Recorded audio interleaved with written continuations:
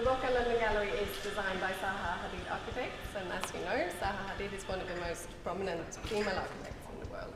I wouldn't say that that's a reason to celebrate International Women's Day. I think you should celebrate the day wherever you are, but I think you'll agree with me that it's a fitting venue to discuss gender equality in architecture. To set this in an international context, I think there are gatherings happening across the world today, looking at the role of women in society. It was interesting for me to read that the organizers of International Women's Day in the last couple of years have tried to shift from recognizing challenges to women's equality to really celebrating female achievement. And I hope we'll be able to do both in this morning's discussion. It would be remiss of us not to recognize the role that the Architects Journal have played in really spurring this debate and bringing the question of women in architecture in a British context to the fore with their issue that I think many of you will have seen, very controversial cover.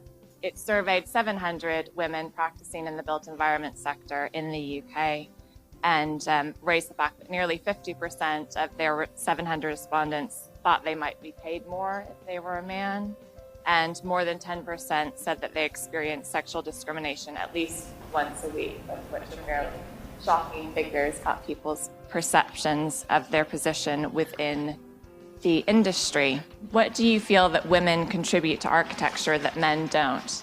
It gets into that whole sort of tension and debate about, there's a difference between gender equality and whether the genders are equal. And I mean, I certainly believe, and I feel like it's an old argument or old discussion that the genders are not, they're equal, but they're not the same. And so I really believe that women approach life and move through the city and move through the world differently. A woman walking across the space, at 2 in the morning is going to have a different experience than a man walking across the space at 2 in the morning. So as a designer, you're thinking about that and bringing that to your design, whereas a man might not. Always coming back to this thing, and I think we're all quite stuck on, are we different as men and women? Is it dangerous to enforce that? But definitely there are masculine and feminine ways of doing things.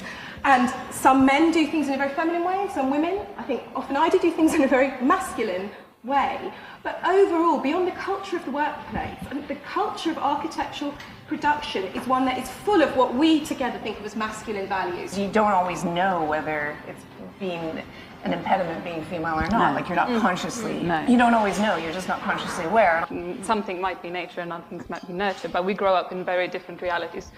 And visually, in our visual, in the design, from a design aspect in a way, like the things that we have around us, the things that we wear, the spaces that we inhabit, where we meet people, like that whole language really is kind of quite different. Wherever you find your inspiration for what you produce and your architecture, if there is a difference in sort of cultural upbringing, we might as well take advantage of it. Men and women are one way of breaking us down into all the multiple overlapping layered individuals we are with our different palettes. We are still a heavily male practice, so out of 12 of us, 3 of us are women, but we do not want another young man with a beard in his 20s in this office. We do need to get some more voices in. I have to admit that I used to be, didn't want to take on women of childbearing age. I didn't not, but I sort of thought, oh golly, we'll take her on and then she'll leave. And then I stopped. We stopped behaving like that. And we just don't give a damn if there's a woman or a man of childbearing age, if you see what I mean. We have been made by law to look at people equally, and bloody well works. Female role models for myself is hugely important. I mean, I worked at Future Systems with Amanda Levitt and Jan Kapiski, which was an amazing experience for me, and it was incredible to have a female boss. Because for me, it makes it just easier to imagine myself in that position. It might not be like that for all women, but for me, really, that kind of helps. I know from the small amount of panels I've been on, usually often the only woman surrounded by men who treat it like a kind of boys' club, and they're all cracking jokes, they all know each other. And there needs to be more women in positions where they are being brought up as icons in architecture, not just the big names like Zaha, but any one of us could be contributing well to those kind of discussions. And we're often just anonymous because we're not in a named practice, we're just not known about because we're just part-time and dealing with so many different issues. the conversation to me is very much to do with how architecture is done in Western cultures, or the response to the possibility of architecture in Western cultures. And when I first went to Ghana, and I'd been very used to, sort of like constantly coming up against obstacles in this country, and there was suddenly a situation where people said, you're an architect. God, it must have been hard in the UK. Do you want to do a master plan for us? What power stations would you like to do? And I suddenly came up against my own lack of confidence, because I'd been so used to fighting against something that when the doors suddenly opened and somebody said, oh, there you are, away you go. You've been saying you can do this for a long time.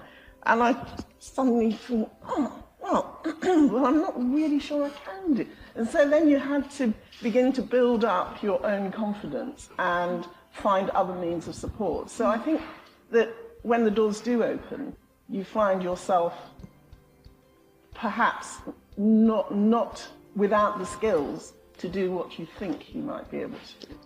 You can't do architecture without making mistakes. And I think women hate making mistakes, even more than men do. I think that's just I think that's what we're like. And so it means that women don't necessarily go for broke the way that men do, because they're worried about making mistakes. On the other hand, they are fantastically good at producing very, very good architecture because they're so careful.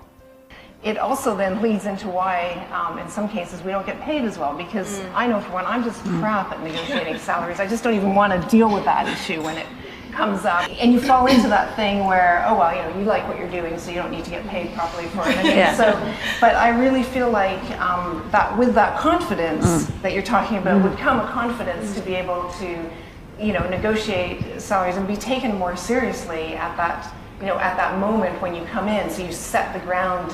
Talking about what the RIBA can do, I think it's a recognition that architects are part of the construction industry and also sit on the cusp of being a technician and an artist. And I think that's something that I've learned recently working with artists, is just working with people who don't care whether a building stands up or not, means that you then realise what your responsibility is and yes, how important that is. And also the wide range of possibilities there are for architects. If the profession would really support young architects and young designers, then maybe you would sort of get to a stage even before you get into that sort of setting up a family. In other professions, it's a little bit easier to get somewhere when you're relatively young or get recognition. It's a sign of a really good discussion that we have to stop short while there's still a lot more to say, as opposed to the reverse. I'd really like to thank Roca as our host for today's debate. Most importantly, to thank all of the panelists, Catherine, Joanna, Daisy, Elsie, Pernilla. And please do join us to stay for another coffee and networking if you prefer. Rush back to your desk. And thank you all so much for coming.